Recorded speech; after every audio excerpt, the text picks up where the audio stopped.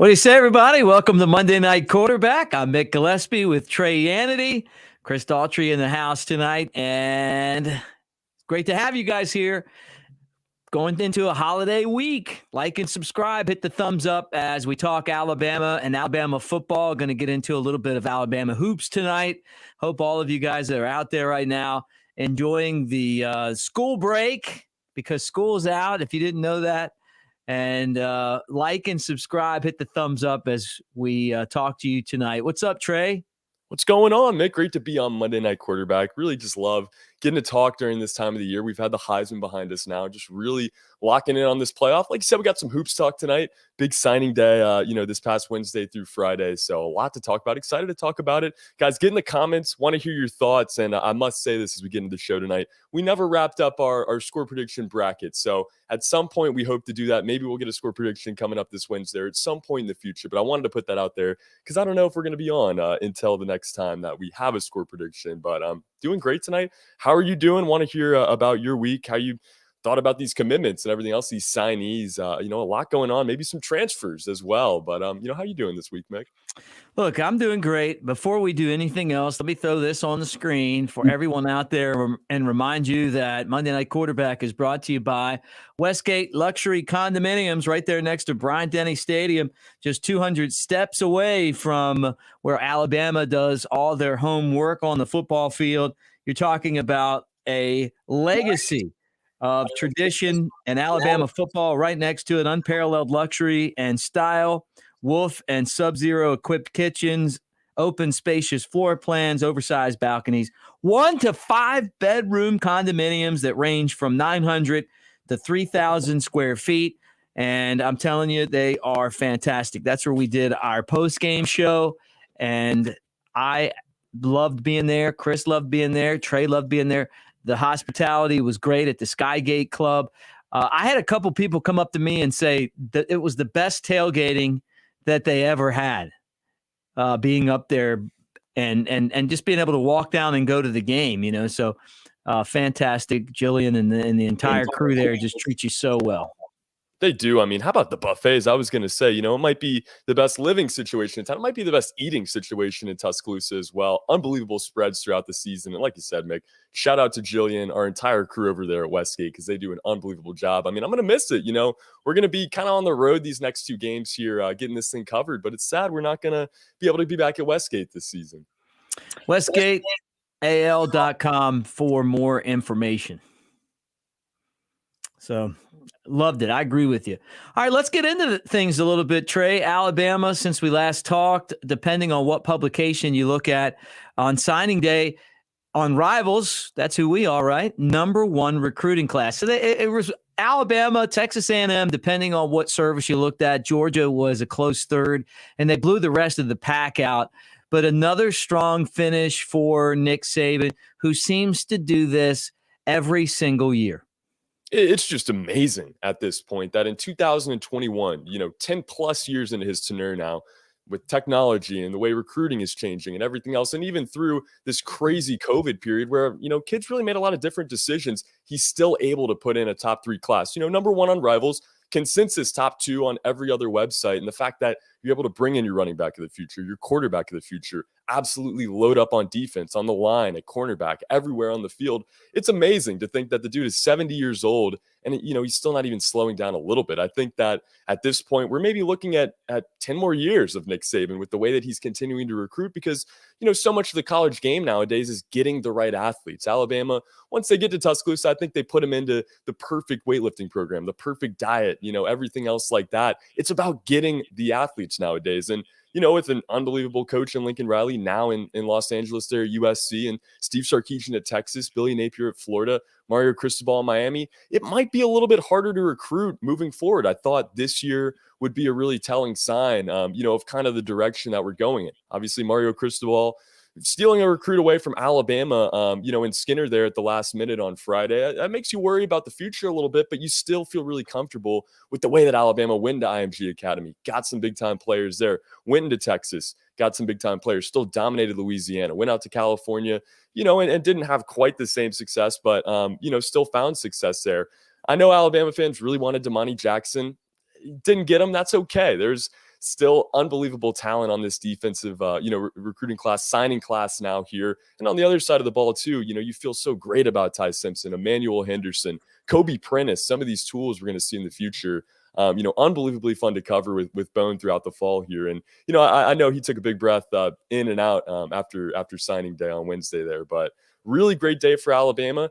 If you're looking at another site, they weren't number one, and that's okay. Texas A&M had an unbelievable day. But like we're about to talk about, this isn't over yet. Alabama had a huge transfer come in late on Wednesday night in Elias Ricks. We could see more of that. Maybe, some other guys we're going to talk about here in a second. But overall, great day for Alabama, great week for Alabama. Nick Saban just doing what Nick Saban does.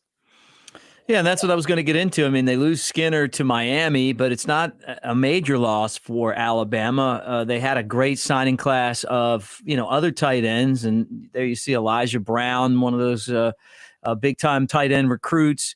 But at the end of the day, Alabama and Nick Saban always seem to make the best out of every situation. And you mentioned it. Here comes Ricks over from a former five-star with a year of experience playing for LSU. Maybe some more guys. Butte from LSU's rumored. One guy reported he thinks he is coming. I don't know if that's going to happen. I mean, you talk about Tayshaun Butte. I mean, he's like the face of the Tigers, right? But Alabama is attracting. They seem to always go into Louisiana since Nick Saban's been there and do really well. They dominated the state. And then now all of a sudden this transfer portal is another way for Alabama to just keep on getting better. And I feel like they will. I'm right there with you. I mean, Elias Ricks already is a huge, huge get for this team. And, you maybe talk about his teammate, Tayshaun Butte. I know Alabama fans, this is the only thing that, you guys have been wanting to talk about on Twitter, on these shows, everything else this past week. And I'm right there with you. This is a player that caught my attention from week number 1 of this season. This is a guy, if you play the DraftKings, whatever else, a fantasy monster. I mean, he was their number one target on offense throughout the season. I think at Alabama, he could be, he could slot in kind of where we saw Jameson Williams slot in this year. He could be that transfer that comes in and provides immediate offense, immediate leadership for this team. He's one of the best receivers in the country. You look at Eli Ricks, he's one of the best players in his position in the country. You add a guy like that on offense and on defense from the same school, probably get LSU fans pretty ticked off this transfer window here. But, overall, it's just about adding some of that leadership. And I think for next year's group, it's not necessarily going to be as important to get, guys like Henry To'oTo'o that can provide some veteran experience, because this team's going to be older and, guys are going to be able to step up next season. But overall, anybody that wants to join this program, I think is going to have success, or, is going to have the opportunity to have success. You look at Henry To'oTo'o, Jameson Williams this year, starters immediately and guys that made an impact immediately. Jameson Williams, probably would have gotten drafted maybe 3rd round before this season, but now he's looking like a lottery pick. He's your Blitnikoff Award winner. So Alabama being able to get these guys like Jameson Williams and show that they can have success here is just the greatest billboard in the world for this program.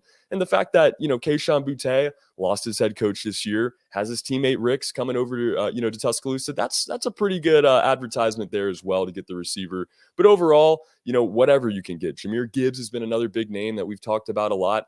He would be an immediate impact guy as well, and a guy that I think would do wonders for this offense next season. Bryce Young is going to be back. He has to be back, and I think he's going to be amazing yet again. But, you need that running back next year. Jace McClellan, Trey Sanders, Kamar Wheaton, whoever it may be, might need that supplement of Jahmyr Gibbs. And from what we saw at Georgia Tech this year, he would fit right into this offense immediately. Overall, like Jarvis is saying, this team is loaded all the way around at edge rush, all over the defense. I think going into next season, we're going to be looking at, a team that we may be talking about as the greatest in the history of the game, just with some of the tools you have on paper. So it's not like you have to have transfers for this team to win next season, but it helps. And, Alabama's only made the case look better, as this year's gone on with Williams and To'oTo'o. Real quick before we move on, got to give a shout out to JG. I did get a haircut here. I'm a little bit weird. I like to go off of luck or superstitions at times. And I went the entire regular season SEC title game without getting the cut. My parents were complaining a little bit now that I'm home for the holidays here. So I had to get it clipped up, but hopefully, I still have my 4-leaf clover. Hopefully we're going to be all right through this college football playoff season. But thank you for noticing. Thank you all for being here tonight, getting in the comments. Keep it going, guys, and hit the like. We got 78 of you. We need 78 likes. But, going to be a big transfer window here, Mick. No doubt. Like and subscribe as you watch on the Bama Insider YouTube channel tonight. He's Trey Yanity with the new haircut. I'm Mick Gillispie, and we do appreciate it. Guys, hit the thumbs up. That's a great way of saying Roll Tide. Comment section, we're paying attention to you as well as we talk here on Monday Night Quarterback. All right, so we got into the recruiting. It's not over yet, right? I mean, you can sign all the way up until February. We'll see what happens in the transfer portal. But Nick Saban, again on signing day, doing what he has done since taking over at Alabama, and that's dominate. Now it's time to get focused with practice starting on Cincinnati in the first round or the Cotton Bowl in the college football playoff. Bama's the number 1 seed. It's going to be tough to tell the team this time around that no one has respect for them, and they're taking on a Cincinnati program that has won this game for a long time, the best team in the history of their school, and the first non-power conference team to get into the playoffs. It's going to be really a big matchup, 2:30 Central Time, I think, right? 2:30, is it, or 2 o'clock Central Time, somewhere in there on New Year's Eve in Dallas. Yeah, I mean, this is a really fun matchup. And, it's not Alabama versus Texas or USC or, some of the brand names in college football. It is a group of 5 school. It is Cincinnati. It's different. And this is something that, Alabama fans, I don't think really know how to feel about it. You don't want to sleep on this team. It's the college football playoff, but you can't help but look at the logo, read the name, and think, well, this is Cincinnati. They're not going to pose a threat. They're not going to beat Alabama, who just beat Georgia in the SEC title.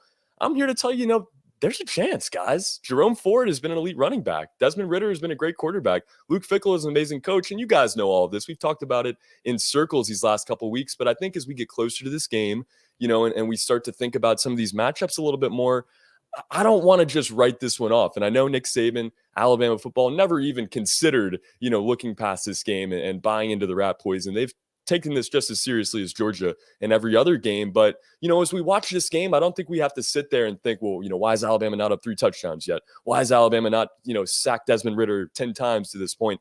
This is a good Cincinnati team. I mean, they're undefeated for a reason. They made the playoff for a reason. And, one thing I think is important to note, when the CFP rankings came out starting in week 8, Cincinnati wasn't in the top 4. They were undefeated, and they had a pretty good argument at that time to be a playoff team, but they weren't there yet. The committee was going to make them earn it. They did earn it, and I know they struggled against Navy and had their struggles, at times throughout the year, but this team went on the road and beat SMU, won their conference, is undefeated, and really is the flag bearer for the group of 5. I mean, Luke Fickell came out and said it in his Cotton Bowl press conference. They don't want to represent that. They don't want to feel the pressure of having to represent UCF and Memphis and all the other schools that have been close. But, that's kind of the situation. And I think it is truth to say that if Cincinnati comes into this game and loses by 50 points, we might not see another group of 5 school until it's expanded, because this is really important for Cincinnati to come out here and represent the rest of the schools that haven't gotten this opportunity yet. But overall, it's a football game. This is 60 minutes. Nobody thought Alabama was going to go in there and dominate Georgia the way they did. Nobody thinks Cincinnati's going to win this game. I don't either. Personally, if we were doing our score predictions tonight, I would probably pick Alabama to win this game by 17 points or so. But at the same time, Cincinnati has the tools and has the weapons to at least stay in this game for all 4 quarters. Look, I think this Cincinnati team is dangerous. They played Georgia in, what was it, the Sugar Bowl? Was it the Sugar Bowl last year? Maybe it was the Peach Bowl, whatever game it was. It was Peach Bowl? I think so, yeah. Yeah, the Peach Bowl. They played right down to the end. I mean, it took Chase Daniels to win that game in the 4th quarter. Cincinnati led the entire way. They just ran out of juice. Their offense is better than Georgia's, in my mind. I mean, they're going to spread you out. They're fast. They have a better quarterback than Georgia in Desmond Ridder. We all know about Ford. He was an Alabama player and transferred out to go to Cincinnati for playing time. He's made the most of it. You got 2 NFL cornerbacks. Alabama's going to have to beat them physically at the line of scrimmage. I mean, that's the way they're going to win this football game. They're going to have to really get after Ridder, and they're going to have to run the ball effectively. And I know, look, after what happened against Georgia, you're saying, hey, wait a second, we throw the ball. No, I think Alabama's going to play them like they played Ole Miss. Just like Jarvis said, I've been saying that since this game was made. And Jarvis and I are on the exact same page.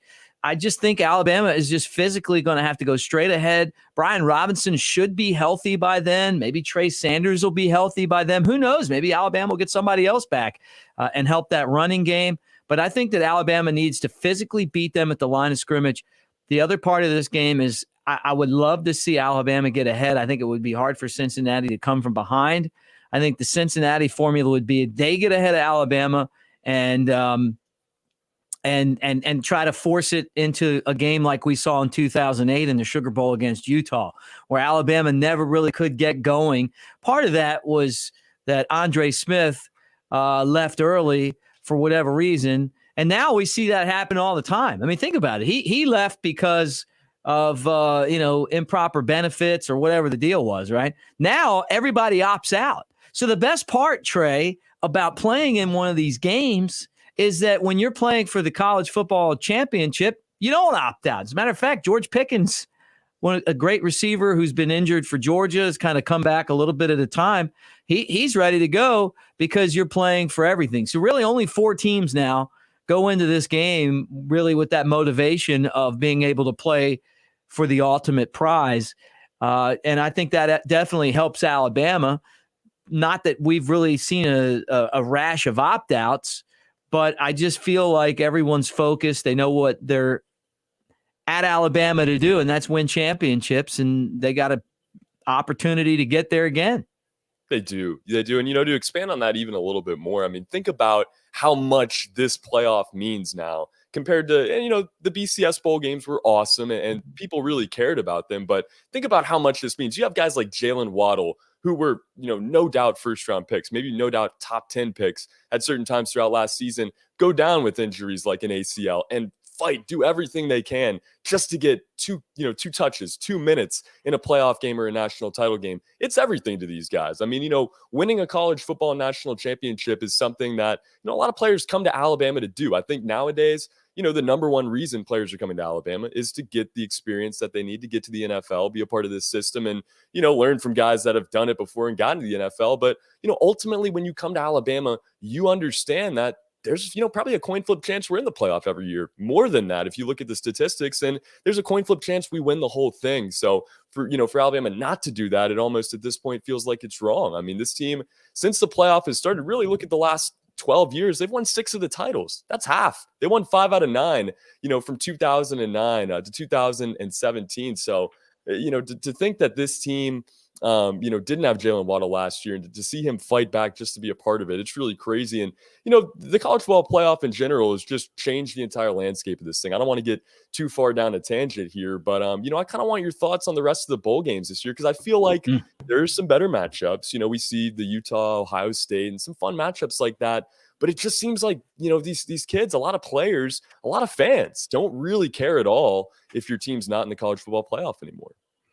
Guys, like and subscribe. Bombs, thank you for the super chat, man. We really appreciate it when you guys hit us with those super chats. And, they go a long way for the staff. Thank you all for being here with us tonight on the Bama Insider YouTube channel. Holiday edition. I'm not wearing a collar right now. That's how you know it's a holiday. I got my collar off as we sit here and get closer and closer to Christmas. But thank all of you guys for being with us tonight. Like, subscribe, hit the bell to be part of this fast-growing channel here on Bama Insider. All right, look, Bombs, thank you as well, and we appreciate you, man. Let's talk bowl games now, Trey. I love the bowl games, and I know that there's a lot of people out there that say, less bowl games, and every time I hear that, I'm like, how about you just turn the channel? I mean, I've enjoyed watching some of these games, right? It's definitely matchups that you don't see a whole lot. How about UAB going down and playing BYU in Shreveport? I've been to that Shreveport game not once, not twice, but 3 times to see Alabama play there. That was a long time ago, but Nick Saban took the Tide there against, I think it was Colorado. It might have been his first bowl game. And, so I have some experiences down in Shreveport.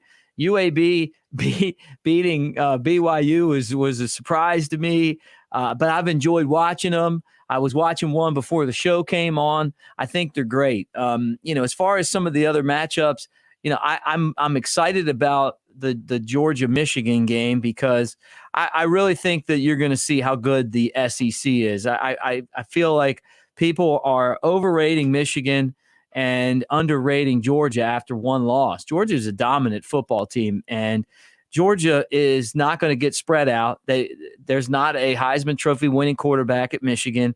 So I'm excited to see how that game all goes down. Just talking about some other games like, that you keep an eye on, that I'm like, okay, yeah, I'm looking forward to watching. I can't wait to see Houston and Auburn play in the Birmingham Bowl. I think it's funny that Auburn's there, but I'm expecting a big crowd. They've had a lot of opt-outs in that game.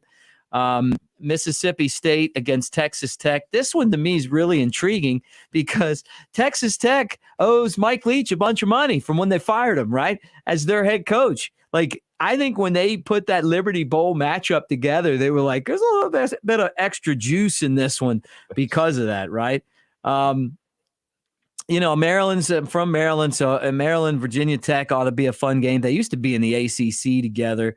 I love Clemson playing Iowa State. That one will be a lot of fun.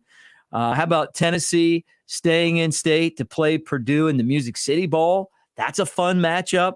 So, I mean, that all kind of leads into the Bama game, but I don't know. I mean, like, how about Notre Dame against Oklahoma State without Brian Kelly? Right. I mean, so many, just really intriguing matchups. And you can tell the CFP really sat down this year and focused a lot of their time on these other bowl games. I think some years we kind of see them only put their attention on those four teams at the top there. And then, whoever was ranked out the best, we'll just kind of put them together. This year, they looked at the storylines and the narratives and, the way teams would match up to kind of put these players into a corner to say, well, hey, you can opt out, but now this game means a little bit more. If you're Tennessee, this is a chance to turn the corner against a Purdue team that was, the upset Central this season. If you're Purdue, it's a chance to get an SEC win. You look around the rest of them, Notre Dame, Oklahoma State. Like you said, this is a chance for Oklahoma State to kind of step up and prove themselves a little bit. Some of their fans maybe think that they deserve a playoff bid. And same with Notre Dame on the other side of that. I mean, that's kind of your de facto fifth place game there. You look around the rest of it. I love the Michigan State and Pittsburgh matchup. You get a Heisman finalist in Kenny Pickett. You get your Doak Award winner in Kenneth Walker III there squaring up. Just some really fun matchups all the way around. Utah, Ohio State, Ole Miss, Baylor. There's some really cool games here. And, like you said, with the Auburn game, kind of weird. Haven't really talked about it a lot yet. Bo Nix now headed up to Oregon to join the Ducks up there. Interested in that move. But that's throwing a little twist into that Auburn game as well. And even some of the smaller games, like you said, we saw UAB and BYU. That was a classic immediately. The Coastal Carolina game was an excellent one. The Myrtle Beach Bowl today has been great. I mean, all the way around, it's been a really fun bowl season so far. And, for my YouTube TV members, I got to apologize. I personally am a Hulu subscriber, so I didn't have to miss the first day of bowl season. I'm sorry. You're rubbing it in on everybody.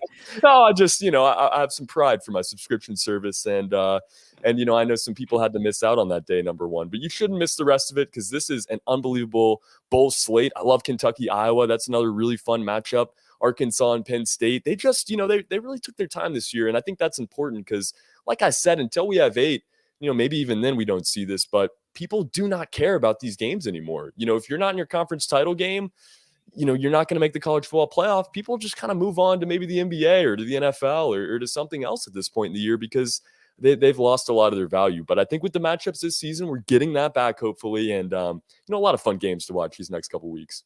I got some bad news for you. You were excited about Kenny Pickett and Kenneth Walker. They both opted out, so you don't get to watch them.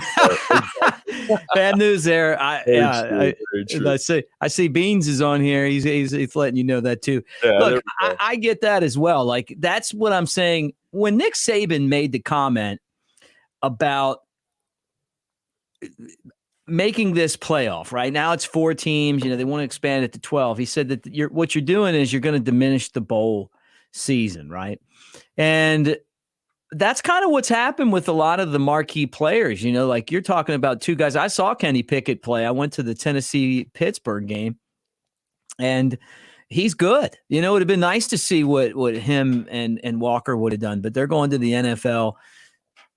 And I hate that. The other one is Jarvis brings up Deion Sanders losing to a 6-5 team in their bowl game.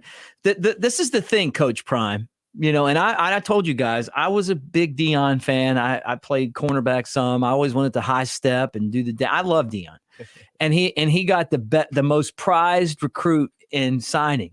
But you still got to have your team ready to go out and play the game, And so I think he learned a valuable lesson. But he's cutting his teeth right now as a head coach, and I promise you, somebody's going to hire Deion, Coach Prime, to be a head coach of a program pretty soon that's got big time resources. And I wouldn't be surprised if it's Florida State. I mean, eventually he's going to go somewhere. Somebody's going to hire him, and he's going to be able to recruit with anyone. I don't know how dedicated he is, but that loss was kind of odd. They lose the game, and then he's talking about like afterwards, like how he thinks that they're going to be competitive and da. It's like, man, I would be more worried about getting my team ready to win these games. And that's a problem that you have in college, being prepared to play these bowl games when they're, and I don't say meaningless, but when you're not playing for a championship. And then on top of that, after you just had a great signing class, unfortunately, the players you signed on signing day aren't going to help you when you play your bowl game, at least this year. Exactly. I mean, you don't want to say meaningless. I'll go ahead and say it. I mean, these games, to an extent, a lot of them are meaningless. You're putting a lot of resources into, getting these players here during the holiday season. Maybe they miss family time with Christmas and whatever. And I know they love it. And I'm not trying to be the Grinch here, on our Christmas edition and take away from these bowl games, but it's meaningless a lot of the time. And I think it really affects the way that we look at the game. You look at UCF in 2017. They were playing an Auburn team that, didn't have much to play for in that game. They had a lot of players opt out. They didn't care. They didn't want to be there. They blew a lead and lost that game. And now all of a sudden, UCF is claiming that they're national champions. You look at last season. Cincinnati beats a Georgia team that didn't want to be there. Now that's, probably what gave them the leg up to make the college football playoff this season. So, there's still reasons to play in these games. But, if nothing else, we're noticing the group of five take advantage and the Power Five not. And that's fair. There's a lot of players on these Power Five schools that are going to the NFL, that are going to be first round guys that don't want to risk it for these last games. And it's not to say there aren't those guys in the group of five as well, but there's not the same amount. And, typically for these Power Five schools, it's, they're going to the Peach Bowl or the Sugar Bowl or one of these formerly BCS bowl games because they lost their conference title and didn't get to go make the college football playoff. So, being there is almost a disappointment to them. I think it's just, it's kind of the system that we've developed here with the 14 playoff. I think we only see these games lose value, the further we expand the playoff. But at the same time, then there's 4 more teams or, 8 or however many that do get to participate in the playoffs. So I don't know if this is the right system. I don't know, what you do to change it. I've always been a proponent of 6, maybe give 2 teams a bye. I don't know. But, it is what it is right now. It's good to be an Alabama fan where your team's making the playoff most of the time. All right, let's switch gears. Our final topic tonight, basketball, and that's because Bama basketball is in the top 10, and at least they were. Did the new poll come out yet? They're in 10th. Okay, so they're in 10th after a loss. Thanks, Chris. So they were 6th, and then they lost, and now they're 10th. They were supposed to play in the CM Newton Classic in Birmingham against Colorado State, which is a team that was in the top 25. And because of COVID, they can't play. So Davidson was a team that lost their opponent, and now Alabama's playing Davidson in Birmingham. So that should be a lot of fun. Davidson, isn't that where Steph Curry went? It is. It is indeed. That was when they were in the SoCon too. I actually had to see. I got to see him play while he was in college, and this is a good group here, Mick. This is a team that is consistently in the NCAA tournament. They had an appearance in the Sweet 16 not too long ago. While Steph was there, they made a run, won the SoCon a couple times. But just another quality opponent, and obviously, if you guys haven't figured it out yet, Nate Oates loves scheduling quality non-conference opponents. Every team that this team has played this year has either made the NCAA tournament last year or, has a really good chance to make a run at it this year. And, Alabama is still looking like one of the best teams in the country. It's a little bit confusing to me, the effort we saw at Memphis, the way the offense came out and just looked super lackluster and could never really find their form. They weren't rebounding the ball at all in that game. And they lost by 14 points. I think some of that has to do with it being an NBA arena. The depth is all thrown off. We see that a lot with these tournaments. We kind of saw it in that Iona game as well. And that was Alabama's first road game of the entire season, as crazy it is to think about that. They played all neutral court games or home games. Even the Gonzaga game was at a neutral court up there in Seattle. So first true road game, still in an NBA arena. This team is kind of still figuring things out a little bit. It's different. Obviously Colorado State couldn't make the trip over because of, COVID or whatever the reasons were there, but Davidson's just as quality of an opponent. And I think this is going to be another good test for this team. I don't know if playing this gauntlet, in the long run is going to be too overwhelming, but they're handling it really well right now. You got Gonzaga, you got Houston under the belt. I lost to Memphis, but, this team's rolling, and I think certainly deserving of that number 10 ranking still. Yeah, look, I'm a believer in Nate Oates. I'll be honest with you, man. I'm going to throw this out there for you guys because it is the holiday edition. Last year at this time, I was at R&R Cigar, and I'm talking to the late legend, Mr. Fluffopotamus, Luke Ratliff, and Luke was the biggest Alabama basketball fan in the world, right? And sometimes I'm a little bit of a crusty Alabama grad and fan. And when it comes to basketball, I've been let down a lot. And maybe some of you guys remember the Shea Cotton days. And, there's always just like the hype that comes in with some of these guys. And then they get to town, and I don't know, man. It never quite turns out the way that it's supposed to. And I asked Fluffopotamus, I said to Fluff, convince me, man, why this is going to be different than years past of Alabama basketball. And he just was talking about Nate Oates. And I said, well, you know what? I don't really know Nate Oates that well. I honestly felt like, Avery Johnson could have had another year. I liked Avery Johnson. I didn't like Anthony Grant. Mark Gottfried, I remember when he had some good years and kind of fizzled out, and he just kept telling me about Nate Oates and this recruiting class and these players. And then Alabama had a couple of losses early on. And I just remember, and he was like, man, I'm telling you, these guys are good. And then they turned out to be awesome, and now all of a sudden it's like, I just, every time I see Nate Oates, he gets it. He's part of the community. He's exciting. He goes out and recruits big time players. You talk about Alabama and what they're bringing to Tuscaloosa. How about Baylor's coming to town? To go out there and go and get like real basketball competition. There was always this thing with coaches, and I heard Coach Wimp Sanderson say this on a radio show. He said, it was always great. And Coach Wendell Hudson, who I worked with at Alabama when he was coaching women's basketball, told me what Wimp had said, that, hey, at Alabama, it's almost better to just go play somebody who's good in football because people recognize that brand, right? But Nate Oates isn't about that. Nate Oates is playing the best of the best that he can get outside of the SEC. You talked about Gonzaga. You talk about Houston. They went to Memphis, and they lost at Memphis. But you know what? That's a tough place to play, and that's a spot that a lot of SEC teams wouldn't want to go play on the road at, right? And then you add Baylor in the mix with the SEC schedule. This is what it's all about, man. If you're going to have a top-notch basketball program, then you got to be willing to go out and ask for the best to come to town. Look at that stretch right there. Hold it right there, Chris. You got the 29th of January, Baylor. Then you got February 1st, Auburn. And then you have February 5th, Kentucky.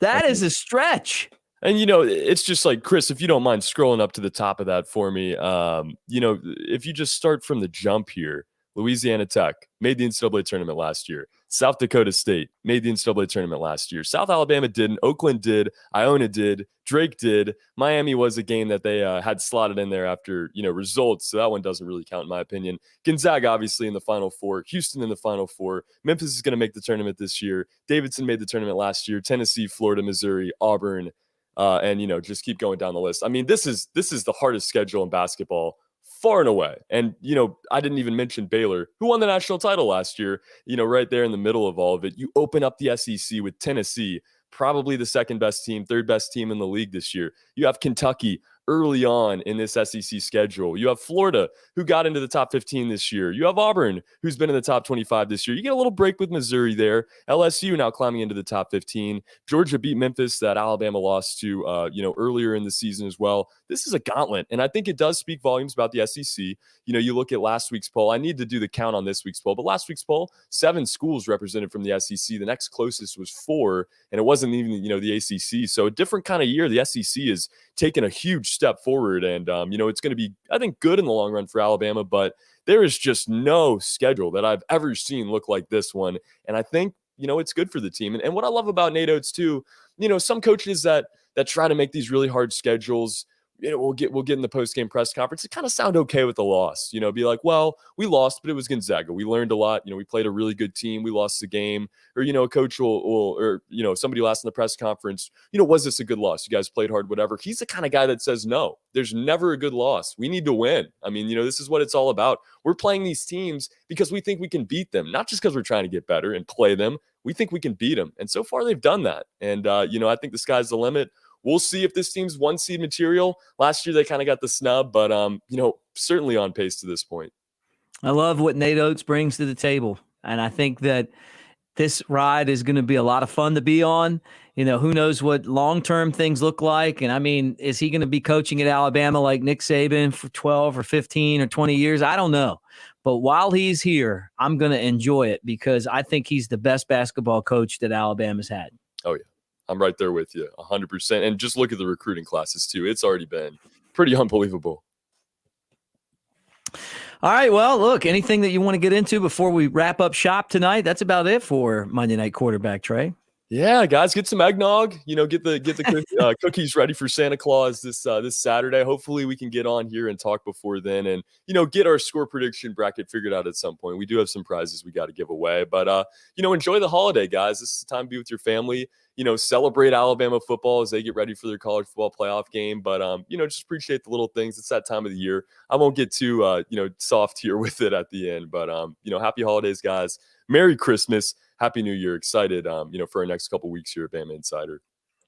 For Chris Daughtry and Trey Annity, I'm Mick Gillispie, reminding you guys that Monday Night Quarterback is always presented by Westgate Luxury Condominiums, just 200 steps away from Bryant-Denny Stadium. Find out more information at westgateal.com.